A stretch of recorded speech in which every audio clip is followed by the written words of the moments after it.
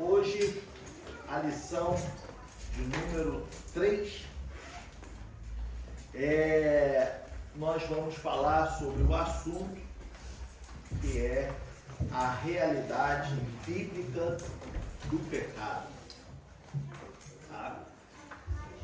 Antes de lermos a leitura bíblica em classe, a leitura introdutória, né, da nossa lição, é interessante a gente entender que a sombra do pecado, tá, ela está em toda a existência, está sobre cada aspecto da existência humana.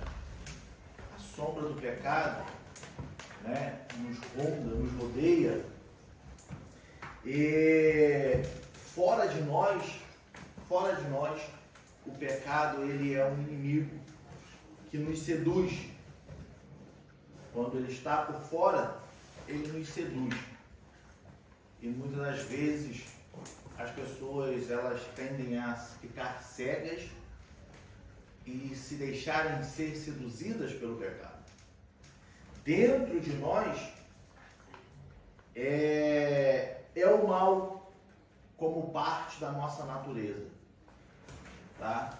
Então, dentro de nós, como parte da natureza pecaminosa, o pecado ele vai sempre nos levar a querer ceder às nossas concupiscências, criando no nosso coração a iniquidade. E muitas das vezes nós nos deixamos levar também por esse sentimento, tá? Mesmo que seja intimamente conhecido, podemos assim dizer, né? Por mais que a gente ache que eu conheço o que é o pecado, mas ele está sempre ali obscuro. Ele está sempre ali disfarçado de alguma coisa, né?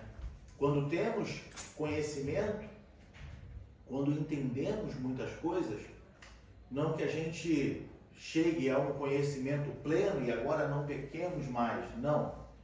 Mesmo que a gente tenha certos conhecimentos, tá?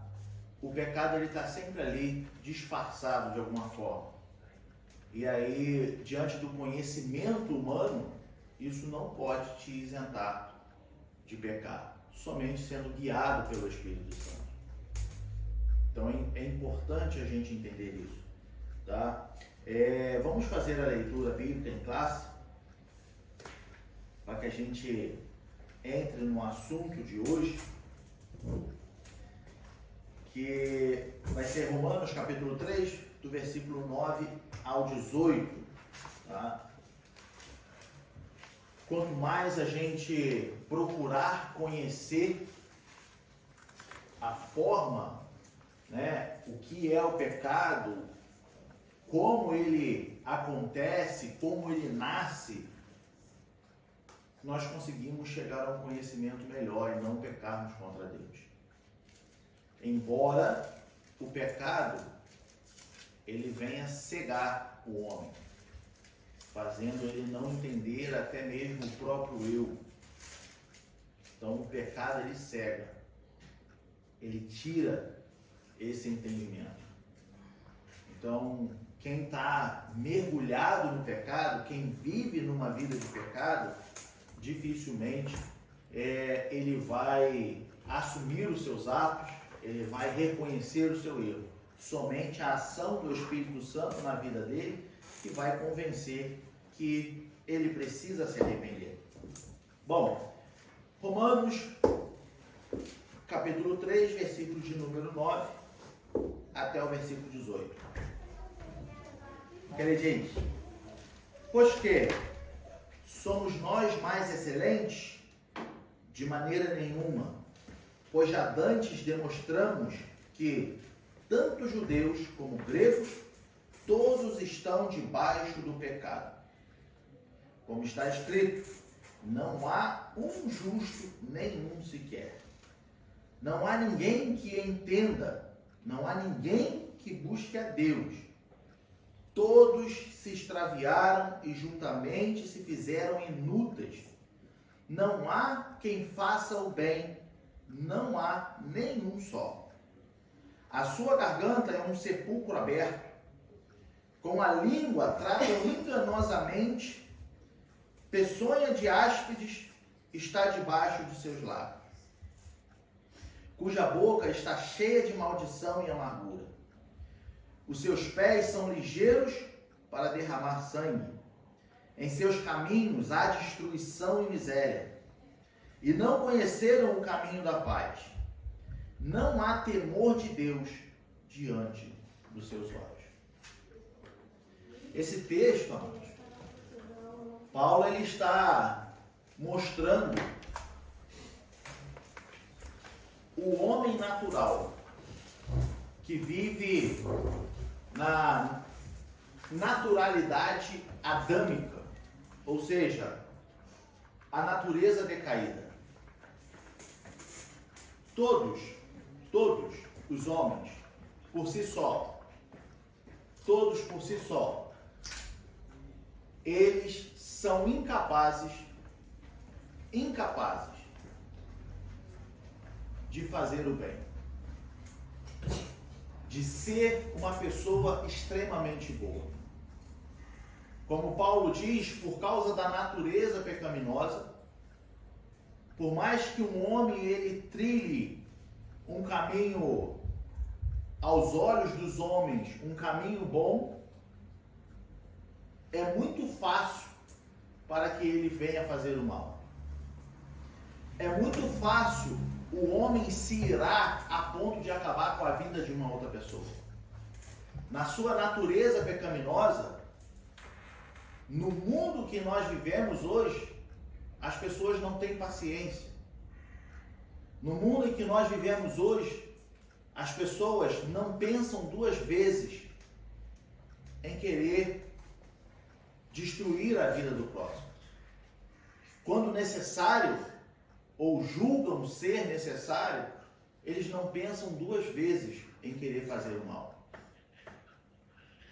É sobre isso que Paulo está falando. Paulo ele ainda diz que a sua boca, né, a boca desse homem, a boca dessa pessoa, a boca do homem decaído está cheia de maldição e amargura. Você pode, às vezes, estar pensando assim, mas eu já conheci tantas pessoas boas. Eu já conheci pessoas que não eram cristãs e pessoas boas. Mas a questão que Paulo está dizendo é, como se comportaria essa pessoa numa oportunidade que ele tivesse de fazer o mal a outra pessoa? Então, Paulo ele está olhando para a raiz do coração do homem. Paulo ele está falando sobre a natureza pecaminosa. O que o pecado faz com o homem? O que o pecado causa no homem? O que o pecado induz o homem a fazer? Então Paulo está expondo que o homem que vive completamente mergulhado na sua natureza pecaminosa, tais atos que aqui foram tratados se tornam naturais para ele. Tais atos são coisas comuns para ele. O homem que se deixa ser envolvido pelo pecado, o homem que se deixa ser dominado pelo pecado, ele age dessa forma. Então Paulo aqui ele está nos advertindo, ele está nos exortando, falando, olha, presta atenção. Porque se você não deixar o Espírito te guiar, se você se afastar de Deus, o efeito do pecado na sua vida vai te tornar uma pessoa assim. O efeito do pecado na sua vida vai te fazer agir dessa forma. Então Paulo ele nos traz a uma reflexão e em minhas palavras eu colocaria de que como é isso que você quer para a sua vida? quando nós fazemos uma pergunta para uma pessoa desse nível, mostrando esses parâmetros de uma natureza pecaminosa, e nós falamos, é isso que você quer para a sua vida, e ela diz, para mim tudo bem, é porque ela está mergulhada no pecado. Não há mais sensibilidade no seu coração. Não há mais, aos olhos dos homens, é como se não houvesse mais jeito para aquela pessoa. E por isso que nós somos dependentes do Espírito Santo. Porque somente o Espírito Santo pode nos convencer de todos esses atos, nos fazendo reconhecer que, olha, está errado. Não é assim que deve ser. Não é assim que você deve se comportar. Por mais que a gente se ache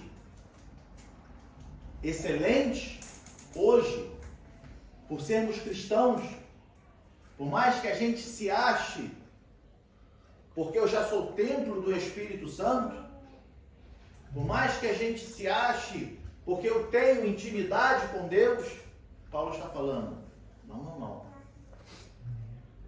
Não se esqueça da sua natureza. Não se esqueça quem você é.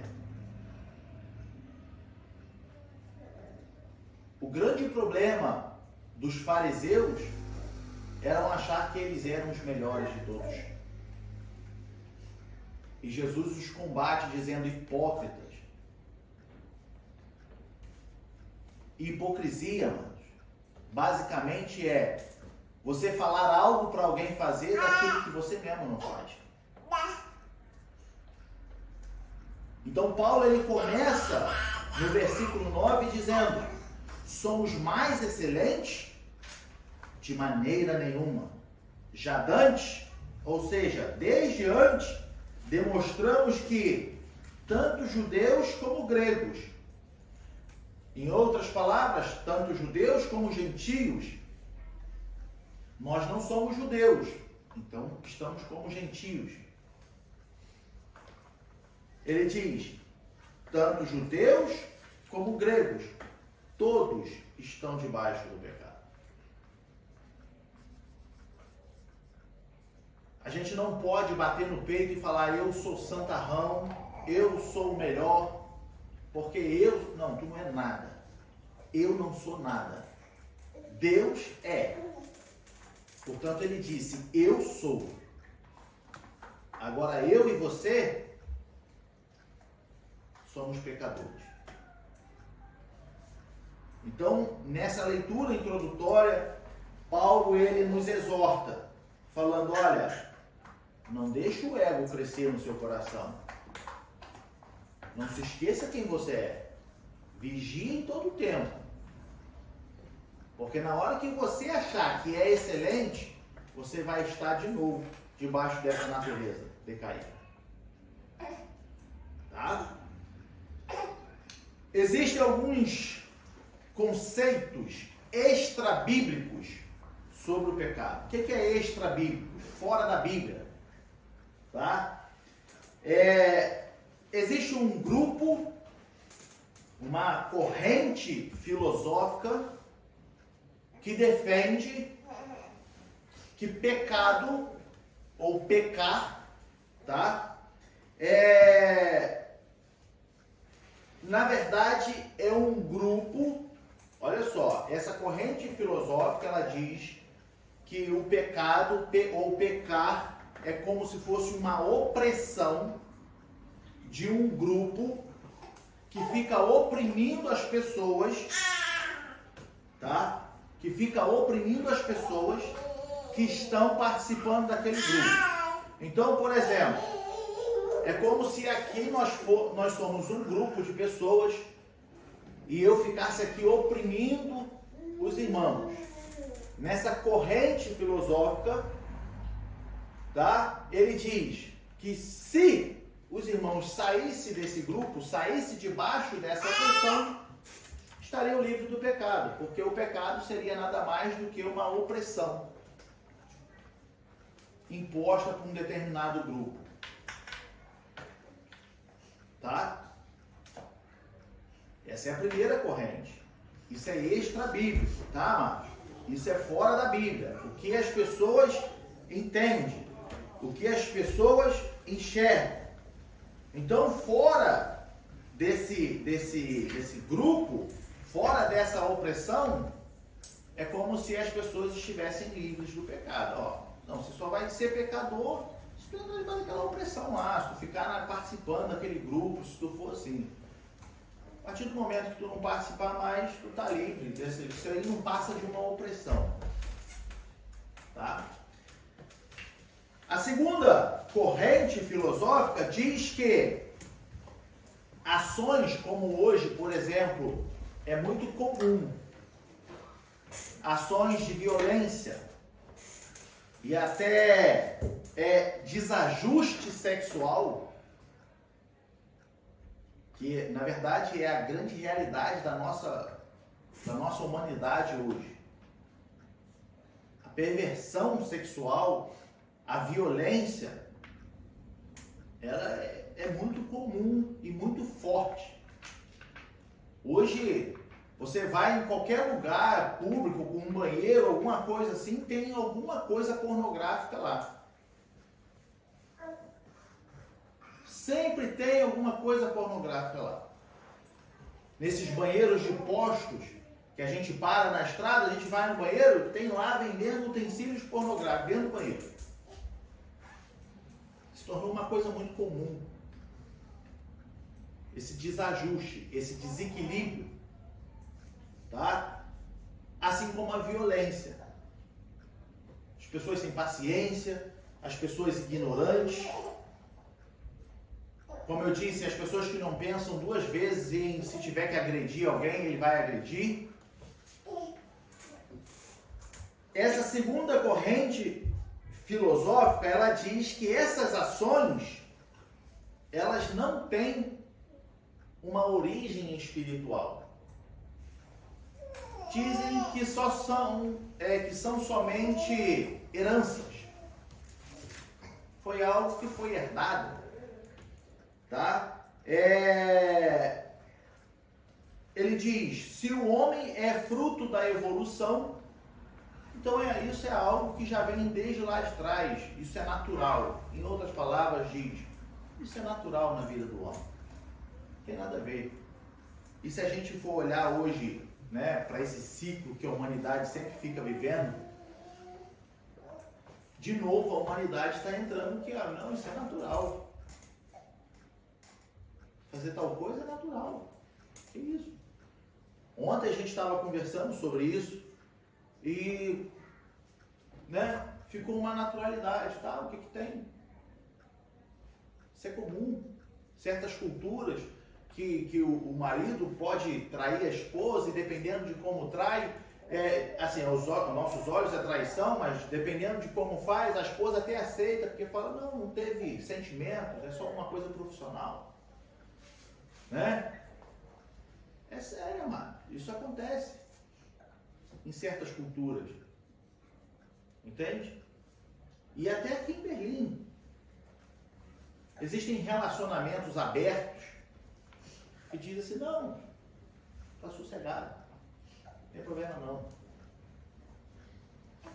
Então a humanidade de novo começa a enxergar, começa a defender esse conceito de que não, isso aí é só, a gente já nasceu assim, isso é evolução, a gente só está, né, então agora quebrando esse tabu, nossa, para de exagero, não tem nada a ver, isso é muito ortodoxo, isso é muito tradicional, entende? Para essa segunda corrente filosófica, defende que o pecado não existe. Não é espiritual. Isso não é pecado. Isso é algo material. Herança da evolução. Tá? O terceiro diz que o pecado é uma ilusão a ser combatida como? Com conhecimento. Quem que defende isso? Normalmente os ateus. Essa terceira corrente, que defende que o pecado não é como nós pregamos e vemos, ele diz que com muito conhecimento, você tendo conhecimento, já que não existe Deus, não existe pecado. Você só precisa ter o conhecimento. Você precisa estudar, ser uma pessoa bem-sucedida, ser uma pessoa mais intelectual. Então, o que não deixa de ser uma afronta contra Deus. Tá? Na sociedade dos nossos dias, tá? Que rejeita a existência do pecado, a existência do mal, essa sociedade que hoje diz que tudo é natural, tudo é assim mesmo, não precisa combater isso. Isso é só no âmbito religioso que isso aí é pecado, só no âmbito religioso, só nas igrejas que isso aí é pecado. Não precisa se preocupar com isso. Isso mostra para nós o quanto que o pecado cega, o quanto que o pecado cauteriza a mente e o coração. Porque essa é uma das coisas que o pecado faz. É cegar a pessoa. Essa é uma das coisas que o pecado faz. Trazer o desequilíbrio a ponto da pessoa ela não conseguir entender e enxergar tantas coisas que são óbvias. E começa a dizer absurdos. Que se você for combater, se você for discutir, debater, se você for debater com essa pessoa, o nosso irmão Luiz ontem estava contando essa experiência em relação a amar, né? A amar um ser, amar uma pessoa. E quando você vai debater com a pessoa que está falando aquela barbaridade, chega uma hora que ela mesmo vê que ela começa a se contradizer. Isso mostra como é que o pecado cega. Como é que o pecado ele escurece o conhecimento. Está entendendo? Ele atinge a sua mente, ele atinge o seu intelecto a ponto de você falar assim, é tudo normal. É tudo normal. Não preciso me preocupar com isso. O que é o pecado no conceito bíblico? A gente lá no churrasco que teve da igreja, aquele sábado, na palavra final lá, a gente falou um pouco sobre isso. Então, vou mais só relembrar os irmãos. Lá no Salmo 51, quando Davi ora a Deus, versículo 3, por gentileza. Salmo 51, versículo 3. Irmão Francis, pode ler para a gente, em nome de Jesus? Porque eu conheço as minhas transgressões e o meu pecado está sempre diante de mim. Para quem sabe o pecado que Davi cometeu, quando ele se deita com a mulher de um soldado seu, quando era para ele estar na guerra, ele ficou em casa, cobiçou a mulher do próximo, não só cobiçou, mas mandou matar o marido dela e tudo. Depois veio o profeta na casa dele e falou, olha só, Deus está vendo tudo que você fez, filho. Presta atenção. Então Davi faz essa oração de arrependimento. Diante do que Davi fala aqui e diante do que é pecado, quando eu pergunto para os irmãos, não tem resposta errada, não se preocupa, tá, amados? Só responda. Você achar que deve responder. Quando eu falo para os irmãos, o que é o pecado? O conceito de pecado? O que os irmãos entendem quando fala assim, pecado? A gente sabe que pecado é cometer, aquilo fora do que a Bíblia diz. Mas o conceito de pecado, alguém se arrisca a dizer? Transgressão, não? Oi? Transgressão. Transgressão é um dos conceitos de pecado. Mas o quê? Tem um ponto que define ainda mais. Que aí você vai falar assim, então agora eu sei. Uma questão que é levantada em Tiago 13 ou 14, acho que é no 14, que ele fala, cada um é tentado quando atraído. Então, se você levar em consideração atraído, seja qualquer coisa aos nossos olhos, você vê que um momento de ira, que às vezes a gente pode pensar assim, que matar uma pessoa é uma coisa muito ultrajante. Mas a pessoa que mata, naquele momento, ela de certa forma satisfaz uma vontade, não deixa de ser. Então, todo pecado é a pessoa fazer uma prática com certa satisfação, e isso, aos olhos de Deus, é mal, porque Deus, sendo bom, não quer que seus filhos, que toda a sua criatura pratique aquilo que é oposto a ele com prazer, com desejo, com satisfação. Isso aí. Então, ó, o que o nosso irmão Francis ele diz aqui, o que é oposto a ele, pega esse gancho. Exatamente esse conceito ali. Nós podemos simplificar que a palavra pecado no original é nada mais, nada menos do que errar o alvo. Esse é o conceito original da palavra pecado, biblicamente. Errar o alvo. Quem é o alvo? Jesus. Jesus. Todas as vezes que erramos o alvo, pecamos. Todas as vezes que erramos o alvo, transgredimos, como o nosso amado falou. Transgressão. Volta lá no Salmo 51:3, por gentileza.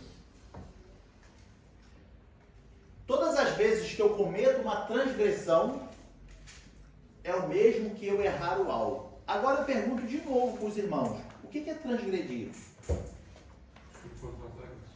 Na verdade, praticar alguma coisa que é contra a regra.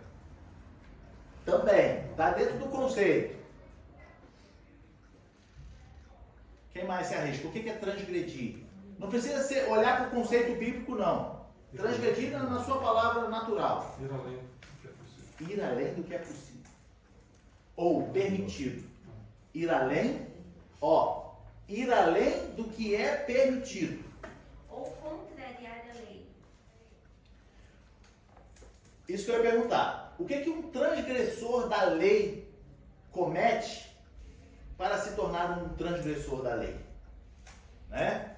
É porque a lei diz assim, não, a lei de trânsito, não ultrapasse aqui, eu vou e ultrapasso. O que eu fiz? Transgredi a lei. A lei diz assim, olha, aqui é uma linha que delimita até onde você pode vir. Toda vez que eu passo dessa linha delimitadora, eu estou transgredindo. Entende? Eu me tornei um transgressor. Quando nós olhamos para a Bíblia ela delimita um limite para nós. E fala assim, olha, até aqui você pode vir. O que Deus falou para Adão e Eva lá no começo? Falou, olha, pode comer de todas as árvores, inclusive da vida. Tá? Vocês podem comer de todas as árvores. A árvore da vida estava inclusa nessa e todas. Menos essa aqui, ó. Aqui tem uma linha. Vocês podem ir para lá comer todas. O fruto de todas as árvores. Agora essa aqui, não. O que o homem fez? Transgrediu a linha. Falou, vou pegar agora esse fruto. Se tornou um transgressor. Ele cometeu um pecado. Ele cometeu um ato pecaminoso. Ele desobedeceu uma ordem. Ele desobedeceu uma regra. A regra é essa. Todas as vezes que fugimos à regra, erramos o alvo. Jesus diz, eu sou o caminho. Todas as vezes que saímos do caminho, não chegamos ao céu. Todas as vezes que deixamos Jesus de lado, erramos o alvo e cometemos uma transgressão. Porque se ele é o caminho, existem delimitações nesse caminho.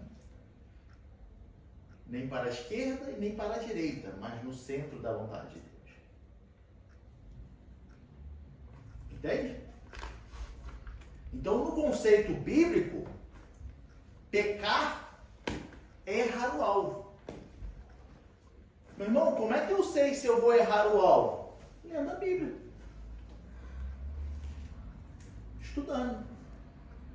Aprendendo. Assim você ganha conhecimento.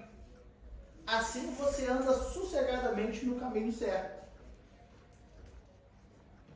Eu falei isso aqui uma outra vez, que é o quê? Imagina só, quando eu digo assim, que eu tenho conhecimento, e eu posso andar sossegadamente, tá? Já teve irmãos que vieram me falar assim, mas se eu ficar estudando sobre o pecado, eu vou ficar ali muito, como é que se fala, meu Deus? Bitolado e obcecado, né? Obcecado. Fala, eu não posso fazer isso, eu não posso fazer aquilo, eu não posso fazer isso. Só que o efeito é o contrário. O efeito é o contrário. E aí eu dei eu fiz uma ilustração para ele entender. Que é o quê? Cheguei na Alemanha. Agora. Estou com a minha carteira de habilitação. Entro num carro. E vou dirigir. Me deparo com um monte de placas que nunca vi no Brasil. Qual é o sentimento que eu vou ter dirigindo? Será que eu estou fazendo a coisa certa? Será que eu podia de fato entrar aqui? Será que era para eu ter virado aqui? E se parecer uma polícia agora, será que ele vai me chamar a atenção? Não é assim que normalmente quem dirige num lugar que desconhece, né? Uma rua que tu olha aparentemente, ela é mão dupla, pode ir e vir. Mas na verdade aquela mão é mão única, aquela rua é mão única. Aí tu entra nela. Aí você fica, rapaz, tem um carro vindo e tá piscando o farol para mim, será que eu estou errado? Né? Não é assim que fica? Fica sempre na dúvida. Fica sempre sempre na dúvida, não é? Por quê? Porque você não conhece. Você não conhece. Agora, quando eu estudo, você estuda, quando você lê, você fala, não, essa rua eu sei que não posso entrar, eu vou entrar pela outra ali, que aí eu venho de cima para baixo, saio onde eu quero. Você anda seguro. Você anda sossegado, porque você não vai transgredir a lei. Tá entendendo? E nem vai tomar uma multa. Tá entendendo? E não vai colocar em risco a vida das outras pessoas. Exatamente. Se as outras ainda é mais importante do que a sua. Você está colocando alguém em risco, né? Pois é. Então, o que acontece? Para que a gente não venha transgredir a lei de Deus, errar o alvo, sair do caminho que é Jesus Cristo, o que nós precisamos fazer? Estudar a Bíblia. Precisamos ler, amado. Meditar. Perguntar. Entende? Você precisa se informar. Você precisa conhecer. Como é que eu digo que eu ando no caminho se eu não conheço o caminho? Como é que eu vou cumprir o que Provérbios diz com o meu filho? Ensina o teu filho no caminho que você deve andar se eu não sei as regras do caminho. Como é que eu vou ensinar algo que eu não sei? Então como é que meu filho vai crescer no caminho certo? Entende? Então no conceito bíblico, pecar é isso. Pecar é toda vez que a gente erra o alvo.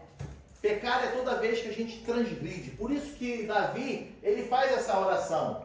Porque eu conheço as minhas transgressões. A gente conhecendo a história dele, por que ele fez essa oração? Em outras palavras, ele estaria assim, falando, porque eu conheço quando eu ultrapassei a linha. Não era para eu ter ficado em casa. Ou se eu fiquei em casa, não era para eu ter cobiçado a mulher do próximo. Porque a tua lei diz, o teu mandamento diz que não é para eu fazer isso. Entende? E aí ele diz, e o meu pecado está sempre diante de mim. Porque o profeta diz para ele assim, a espada nunca vai se apartar da sua casa. Não é isso?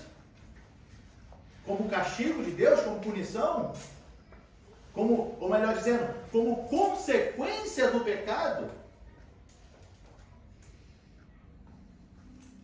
profeta disse, olha, a espada nunca vai se apartar da sua casa. E aí Davi fala, conheço as minhas transgressões, e agora o meu pecado está sempre diante de mim. Quem era o pecado? O filho, Salomão. Imagina que toda vez que Davi olhasse para Salomão, ele lembrasse o que ele fez. Salomão não era nem para ser ungido rei, porque não era o primogênito. Mas aí, Davi, vai lá e bota Salomão, né? Porque o pecado está sempre diante dos olhos dele. Está entendendo? Então, olha como é que o pecado faz na nossa vida. Olha o efeito que o pecado causa na nossa vida, né? Ele te cega, te faz ceder, como o nosso irmão Franz disse lá de Tiago, ceder aquele desejo do seu coração, porque a iniquidade cresce aqui dentro. A iniquidade cresce aqui dentro. A iniquidade é um desejo que você tem. E aí ele cresce, aí você começa a justificar os seus atos, que é aquilo que você está sentindo, e você peca. Aí depois que você peca, que cai a venda dos seus olhos, aí você fala, estou nu, preciso me cobrir. Não foi assim que aconteceu com Adão e Eva? Pode falar, né? É um caso assim, isso acontece também até hoje, né? Eu, quando eu trabalhava no centro de estética, aí às vezes vinham umas mulheres, às vezes, uma ameaça de aborto, assim, alguma coisa. Aí às vezes eu levava, né? Porque a gente tem que fazer ultrassom pra ver se a criança ainda tá viva, né? Ou se já abortou, se já tá morta, né? Tem que fazer o ultrassom. Aí algumas mulheres me falavam assim, e aí, o que o médico falou? A criança tá viva?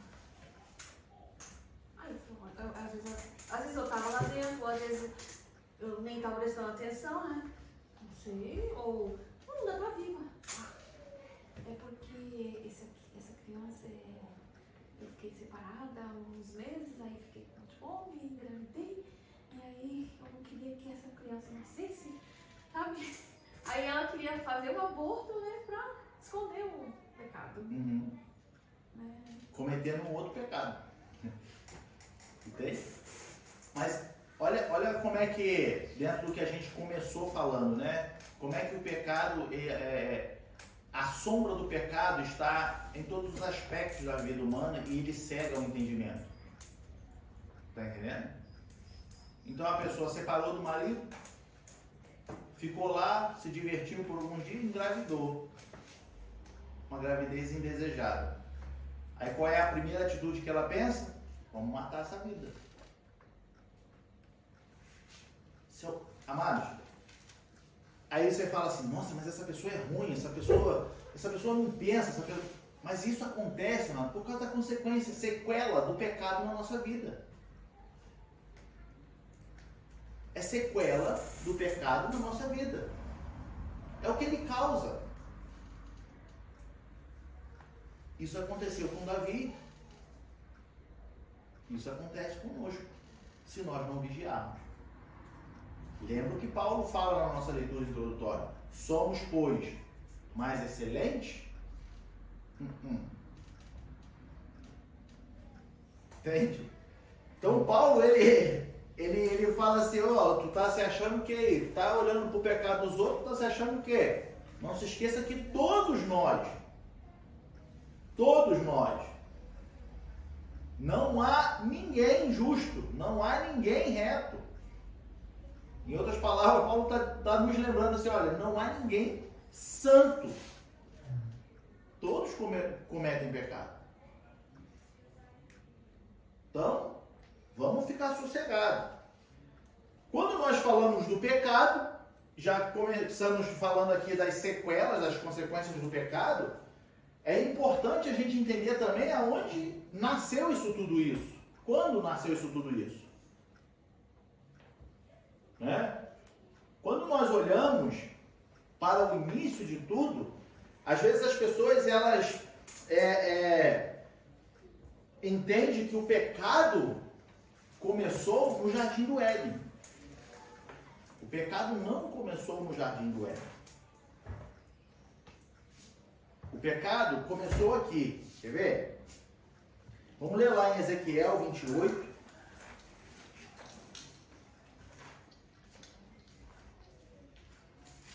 Livro do profeta Ezequiel, capítulo 28.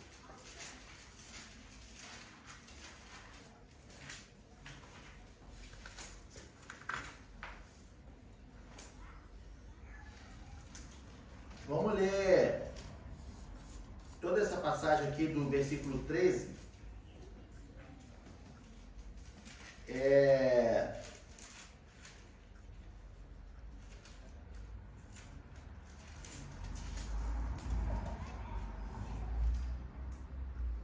Vamos ler até o versículo 17.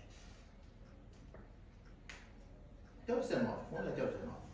Do 13 ao 19. Estavas no Éden, jardim de Deus. Toda pedra preciosa era a tua cobertura.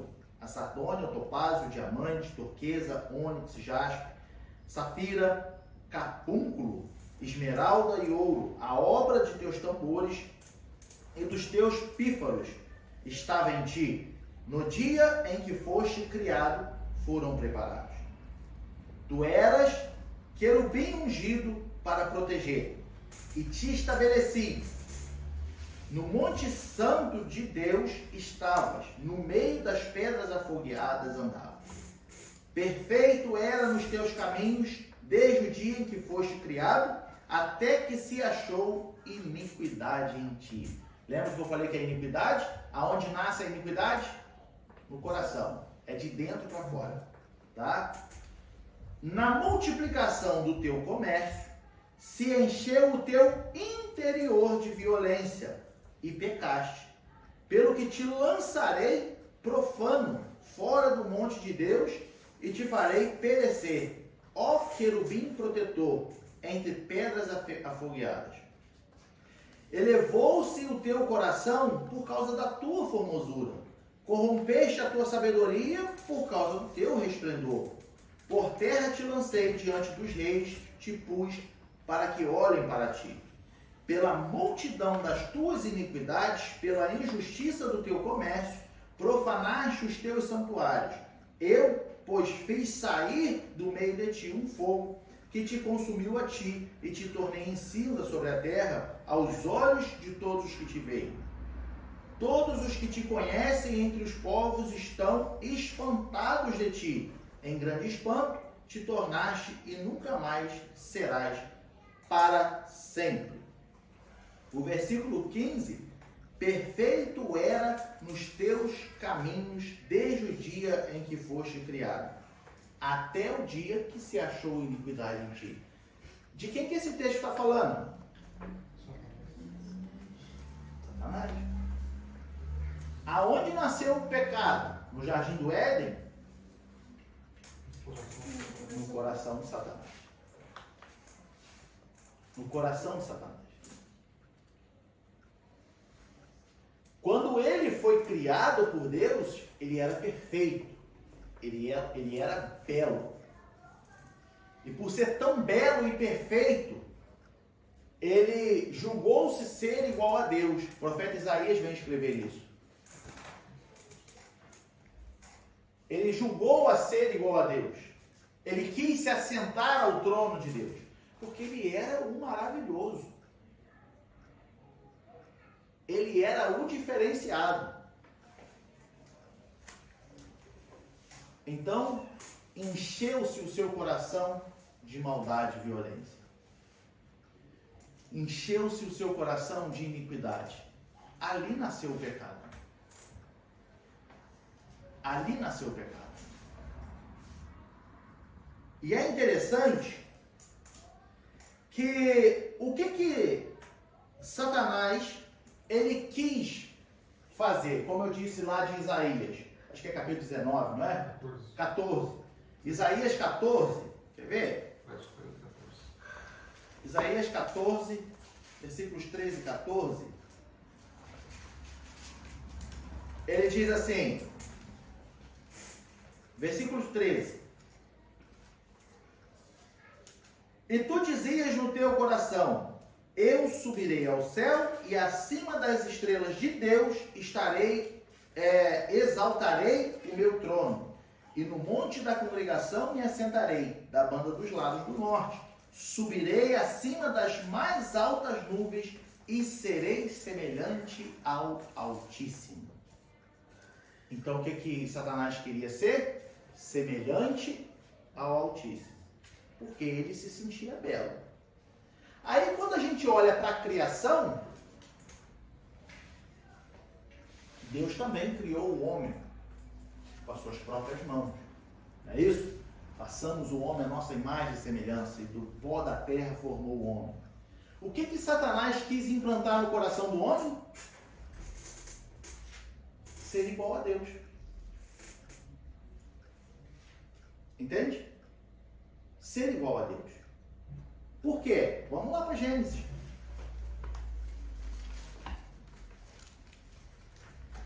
Capítulo 3.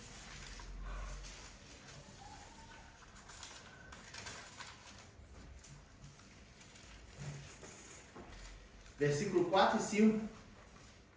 Então a serpente disse à mulher, certamente não morrereis, porque Deus sabe que no dia em que dele comerdes do fruto, se abrirão os vossos olhos e sereis como Deus, sabendo o bem e o mal. Satanás, ele almejou ser igual ao Altíssimo. Não conseguiu. Aí o que Satanás coloca no coração do homem?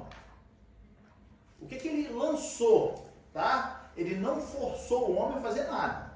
Ele convenceu o homem. Tá? Mas dizendo o quê?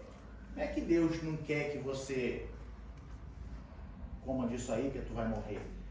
Em outras palavras, é como se ele falasse assim, na verdade Deus está com medo de vocês serem igual a ele. Num contexto, podemos ainda imaginar que é como se Satanás no coração dele falasse assim, eu tentei ser igual a ele, ele me jogou para o inferno, por isso que ele está ameaçando vocês que vai morrer. Mas não vai morrer.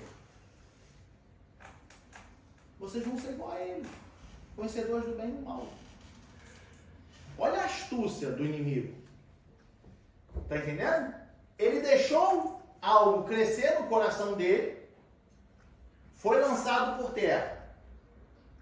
E agora, quando Deus cria o homem, a coroa da sua criação, o que Satanás lança no coração do homem? Você pode ser igual a ele. Você pode ser igual a ele. Isso, amados, quando nós entendemos, tá? Nós conseguimos entender a astúcia do inimigo de que ele veio para matar, roubar e destruir. Mas em outras palavras, em minhas palavras, é como se hoje eu entendesse que assim, olha, por que Satanás quer matar, roubar e destruir? Porque ele almejou ser igual a Deus e foi lançado por terra. Ele quis enganar o homem, dizendo que o homem seria semelhante a Deus, só que Deus perdoou o homem. Deus perdoou o homem. Deus ainda amou o homem e não amou a Satanás. Entende? Quando Satanás almejou ser igual a Deus, foi diretamente a atitude dele contra Deus. Foi diretamente o desejo dele ser igual ao Altíssimo. Só que com o homem não. Com o homem não. A criação, a coroa da criação, não foi assim. Por que não foi assim? Porque quando Deus cria o homem, Deus cria o homem bom. Deus cria o homem puro. O homem, falando de beleza, podemos dizer de uma forma figurada, o homem não tinha tanta beleza, tanto resplendor quanto Lúcifer tinha. como a gente leu lá em Ezequiel, que as pedras estavam nele, os sons de tambores e pífaros estavam nele, e andava no meio de pedras afogueadas. O homem não tinha tudo isso, não. Mas o homem foi criado bom. O homem foi feito perfeito, inteligente, livre, inocente, dependente de Deus. O homem foi criado reto. Quando a gente lê lá em Eclesiastes, capítulo 7, versículo 29, bota lá pra gente, por gentileza, 7, 29. Vede, isto tão somente achei, que Deus fez ao homem reto, mas ele buscou muitas invenções. Deus criou o homem reto. Como eu disse, muito inteligente, capaz de tomar decisões. Só que puras, decisões puras, sem maldade.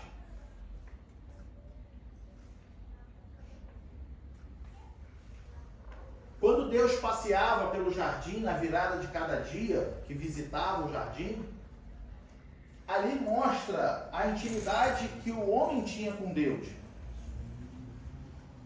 Você imagina o homem? Eu não consigo me imaginar hoje. Por mais que eu tente imaginar, nunca vai chegar próximo do que de fato era. Mas a gente hoje sente a presença de Deus na nossa vida, a gente já chora, a gente já se emociona, porque é algo, né, que mexe, abala a nossa estrutura física e emocional. E a gente nem vê. Hã? E a gente nem vê. Agora você imagina Adão e Eva, todo dia, na virada do dia, conversando com Deus, ouvindo a sua voz, passeando pelo jardim. Olha como é que Deus criou o homem, olha como é que Deus queria que o homem fosse. Você é a coroa da minha criação. Eu fico imaginando, amado, lá no Brasil a gente tinha uma oficina no sítio, e às vezes a gente pegava lá alguma coisa, meu pai principalmente, né, e pegava lá umas madeiras, igual ele fez uma cabana, uma casinha de boneca, né, no jardim assim, uma casinha toda com madeira, né, entrelaçada assim. E aí meu pai fazia todo dia lá, fazia um pouquinho, papapá. Quando ficou pronto, que minhas irmãs iam lá brincar, e assim quem ia lá brincava naquela casinha, meu pai sentava de longe e ficava admirando. Olha lá, eu fiquei. Olha lá como é que ficou legal, né? Bonitinho. Sabe, ele fez mesmo, com telha de barro, tudo bonitinho, vernizado, assim. Só que era uma mini casa. E aí ele vendo as crianças brincando, né? Ia na janela, aí as crianças ficavam na janela falando, saía na porta, acendia a luz, apagava a luz. Tinha um banquinho pro lado de fora, tudo de madeira, tudo de madeira. E ele ficava admirando aquilo que ele fez. Ele ficava admirando.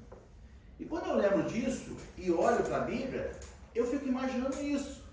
Que o prazer que Deus tinha de ir, isso na minha visão, tá? Mas não estou falando que a Bíblia diz, mas o prazer que Deus tinha de ir no Éden toda virada de dia era para ver a sua criação, sabe? Falar assim, vou lá ver o que eu criei, né? Vou lá trocar uma ideia com ele, vou lá para ver se ele já botou nome nos animais tudo lá, vamos ver se ele botou certo.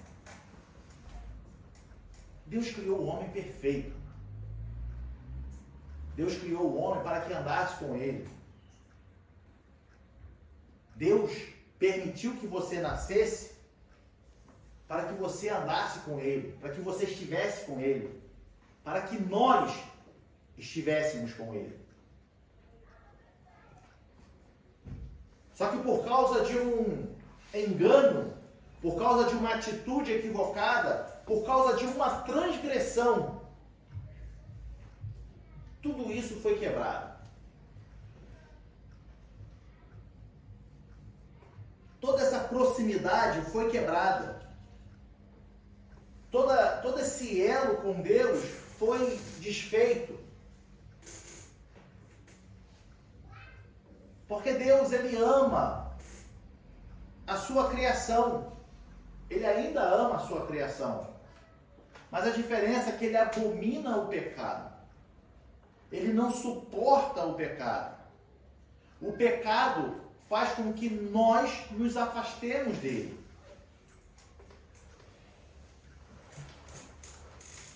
Então, quando Deus ele fala para o homem, olha, não coma desse fruto, não coma dessa árvore, porque certamente tu vai morrer. Em outras palavras, é como se Deus também estivesse dizendo assim, olha, você não vai mais poder conviver comigo. E se Ele é a vida, longe de Deus a morte é certa.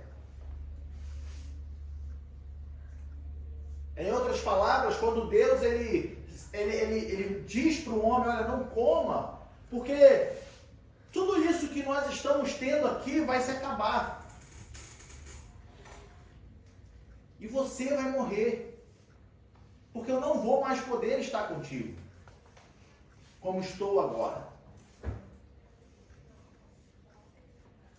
O homem, ele transgride, ele ultrapassa essa linha delimitadora. Ele peca. E agora, toda essa moral que o homem tinha, legítima, pura, vinda diretamente de Deus, ela agora começa a ser corrompida. Agora, na natureza do homem, ele começa a sentir raiva, ele começa a sentir ódio, ele começa a sentir angústia, ele começa a sentir o desejo de matar, o desejo de roubar, o desejo de fazer tudo que é errado. Ele começa a perder o amor pelo próximo. Pessoas que odeiam pessoas. Agora o pecado, ele traz uma degradação da raça humana. E o comportamento é totalmente mudado.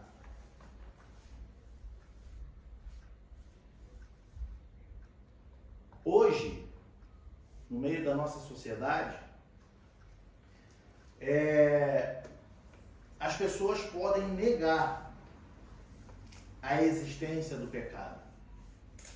Dizer, pecado não existe. Mas elas não podem negar a consciência de que elas estão erradas quando cometem iniquidade. Quando uma pessoa faz algo que transgride a lei, ela sabe que ela está errada.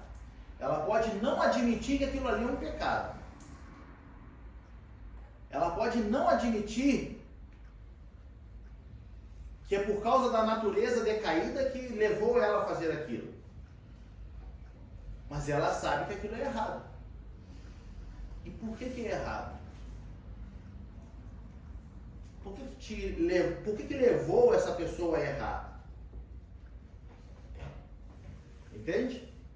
O pecado, a natureza, o impulso. Agora, quando a gente olha aqui em Gênesis, no versículo 7, no capítulo 3, versículo 7, ele diz assim: então foram abertos os olhos de ambos e conheceram que estavam nus. E cozeram folhas de figueira e fizeram para si aventais. O homem pode não admitir que é pecado, mas ele sabe que é certo e que é errado. Por quê? Os seus olhos foram abertos. Os seus olhos foram abertos. Então as pessoas têm um entendimento de eu sei que eu errei. Mas isso é pecado. Não, pecado não existe. Entende? Essa é a degradação da natureza humana. Quando eles se deixaram levar pelo suborno da serpente, eu acredito que é como...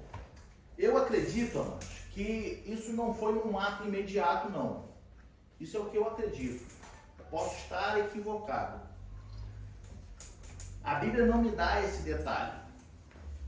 A Bíblia, ela diz que a serpente foi lá e fez, e vendo a mulher que era árvore boa de se comer, agradável, né, aos olhos, ela foi lá e comeu. Mas às vezes eu penso que, às vezes a serpente, ela falou aquilo e lançou no coração. E fez com que a mulher, assim, eu imagino, que é como se a mulher olhasse para aquela árvore e falava, poxa, mas ela realmente tem um fruto bonito, né? Acredito eu que talvez a serpente agora não estava nem mais naquele quadro. Já tinha saído fora. E a mulher fica olhando para aquela árvore.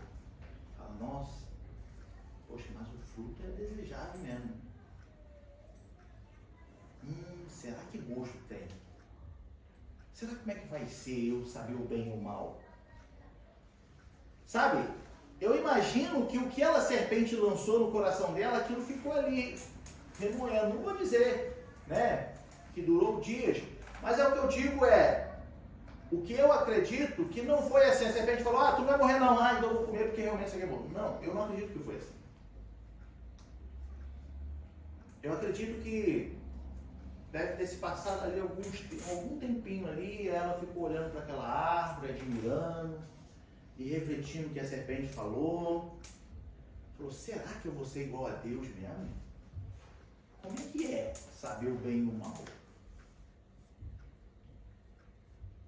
E ela come. E quando ela come, ela dá para o Adão. Adão também come. Todos pecaram. Agora todos nascem no pecado e degradação da raça humana. Não só a raça humana, mas toda a natureza sofreu com essa queda. Toda a natureza sofreu com essa queda. Quando nós olhamos lá em Romanos 8, 22,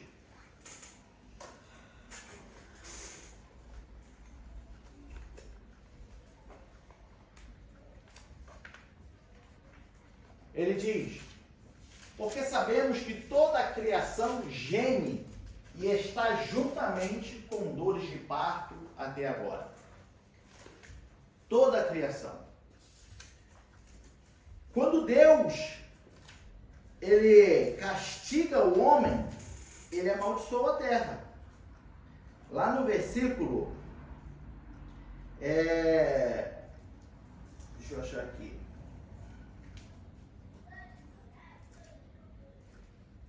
Versículo 17 do capítulo 3 de Gênesis. Quando Deus fala para Adão, ele diz, e Adão disse, portanto deste ouvido a voz de tua mulher e comeste da árvore que te ordenei, dizendo, não comerás dela. Aí ele diz, maldita é a terra por causa de ti. Com dor comerás dela todos os dias da tua vida. Aí olha agora como é que a terra vai se comportar. Versículo 18. Espinhos e cardos também te produzirá e comerás a erva do campo.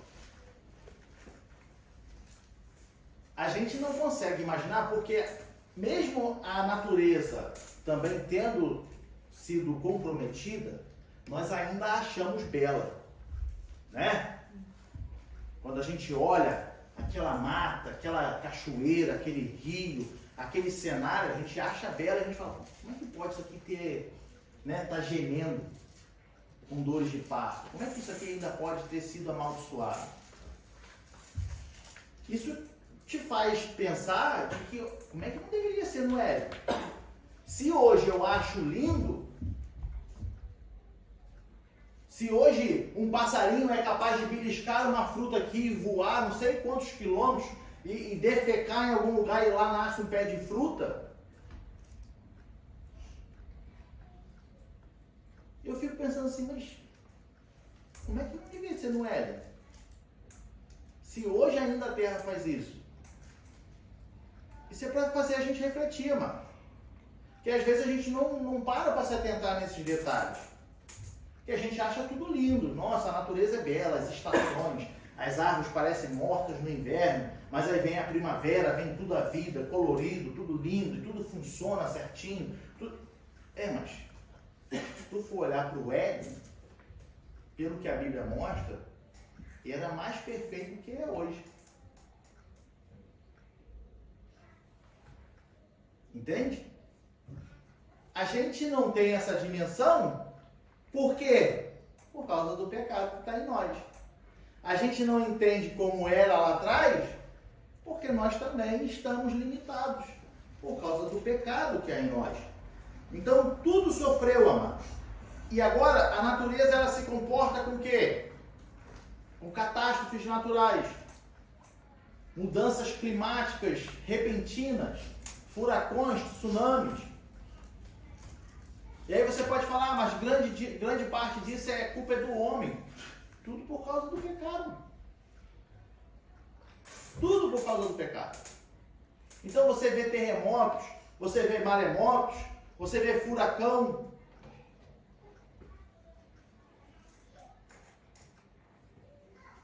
Isso tudo é a terra que também foi degradada juntamente com o homem. Amados, as consequências para quem comete o pecado. E a gente encerra.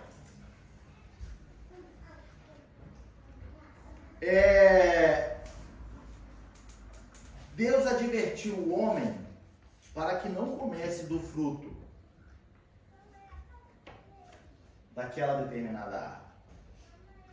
Deus, ele disse para não morrer, ou disse para não comer, porque certamente morreria. Mas Satanás, conseguindo colocar no coração do homem aquela dúvida do será, fez com que o homem experimentasse. E agora, o homem passou a morte. Entendemos que talvez o homem não morreria nunca se não tivesse pecado. Hoje nascemos, crescemos, envelhecemos e morremos. Ah, mas como que seria isso no Éden? Não sei. O pecado não me deixa saber.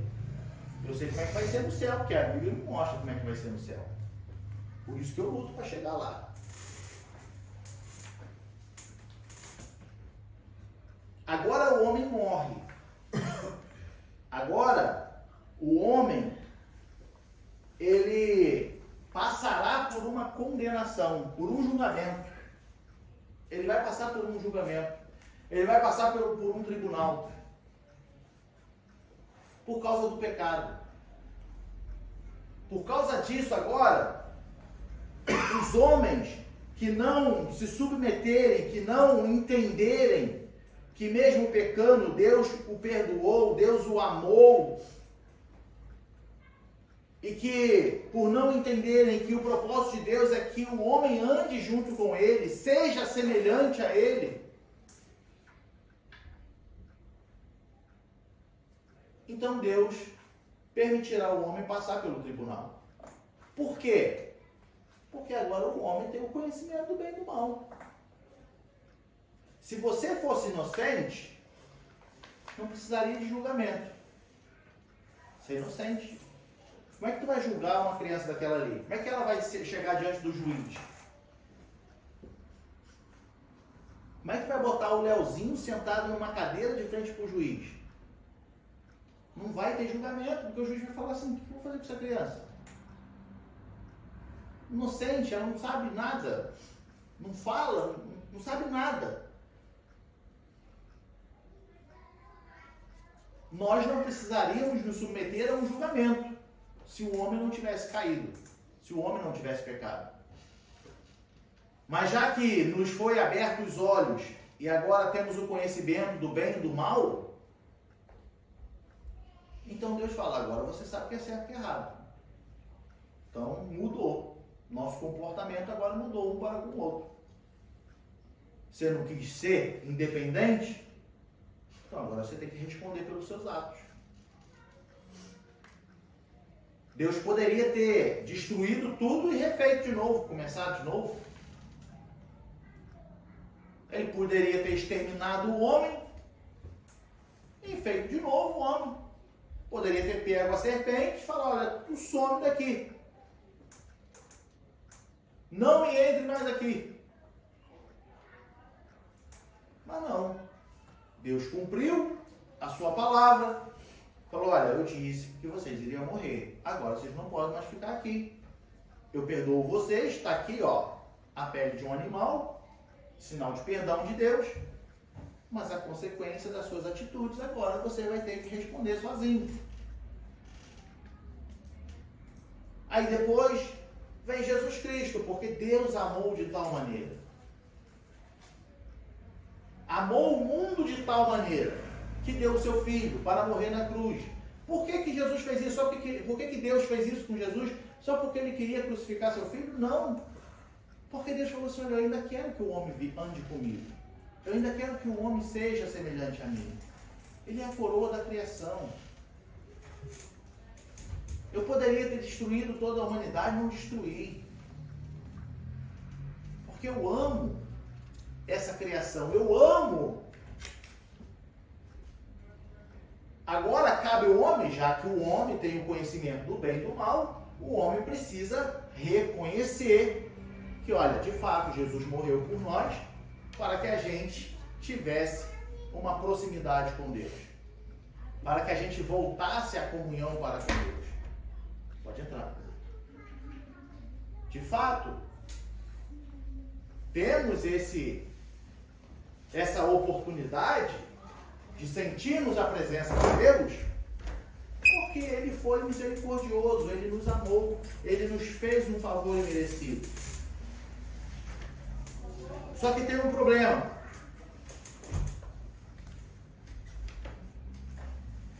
Se o homem morrer fisicamente hoje, longe de Deus, a condenação está certa para aquela pessoa. A morte física, se uma pessoa em vida não reconheceu o sacrifício de Jesus Cristo, não reconheceu que Deus o amou de tal maneira e não quis se reaproximar de Deus, porque Deus não existe, pecado é balela, e ele morrer nessa vida fisicamente, a condenação é certa para ele. Existem duas mortes: a morte espiritual e a morte física. A pessoa que morre fisicamente, lá em Hebreus 9, 27, põe lá pra gente, Hebreus 9, 27.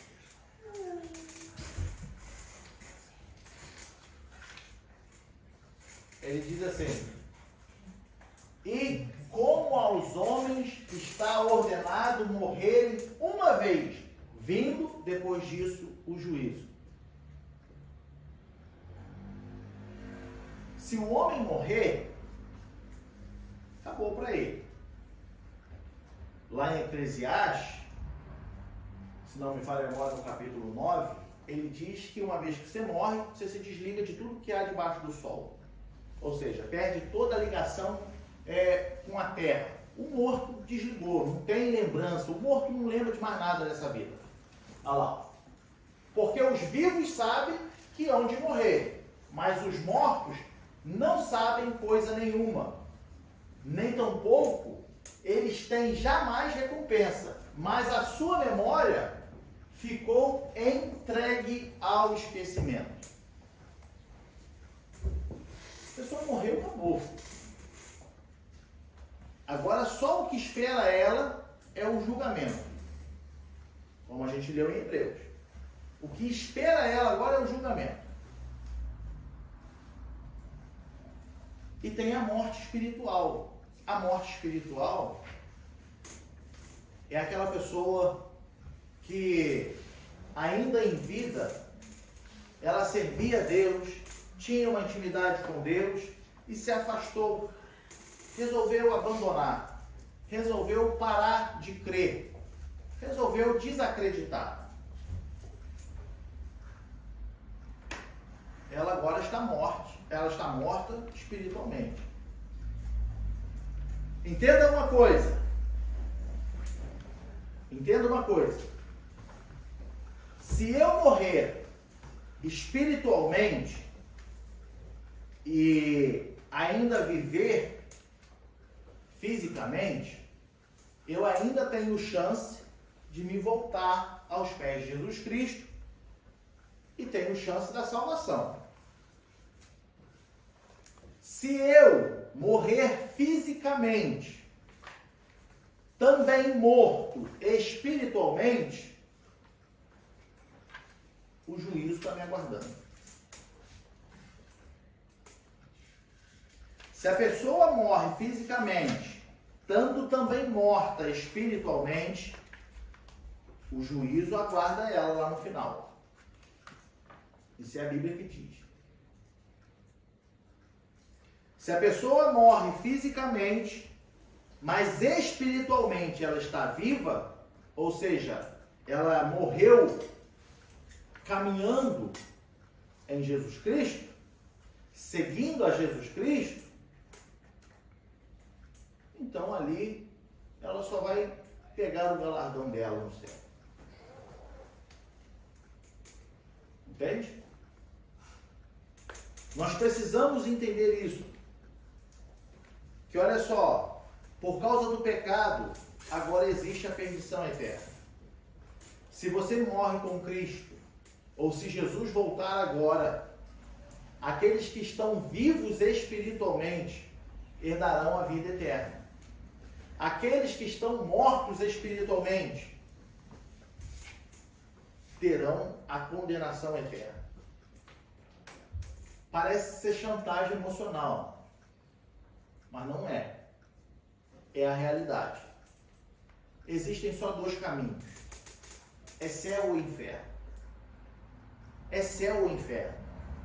Ou você vai para o céu, ou você vai para o inferno. Não adianta. Ah, mas eu não acredito em nada disso. O direito que você tem. Mas é a realidade que a gente vive. Você acreditando ou não, aceitando ou não, Jesus vai voltar.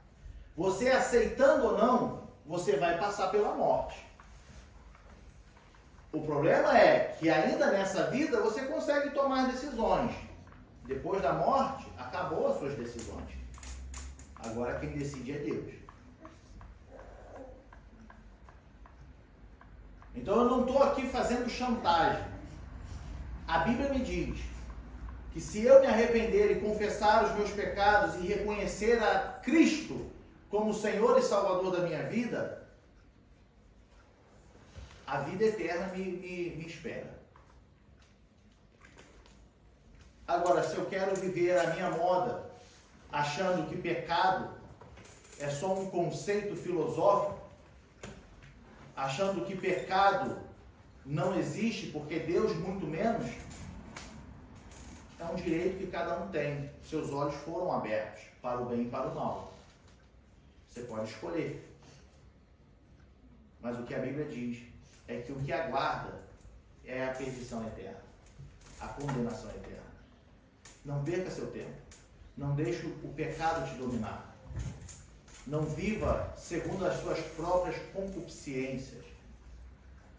Não deixe a iniquidade crescer no seu coração. Peça a Deus para que te ajude.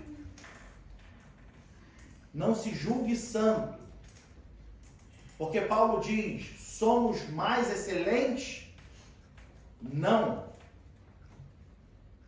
Somos pecadores ainda. E todos os dias preciso me humilhar debaixo das mãos de Deus, para que Ele tenha misericórdia de mim. E assim nós lutaremos para chegar ao céu. Todos os dias reconhecendo quem nós somos. E que nós dependemos de Deus para a nossa vida todos os dias. Amém?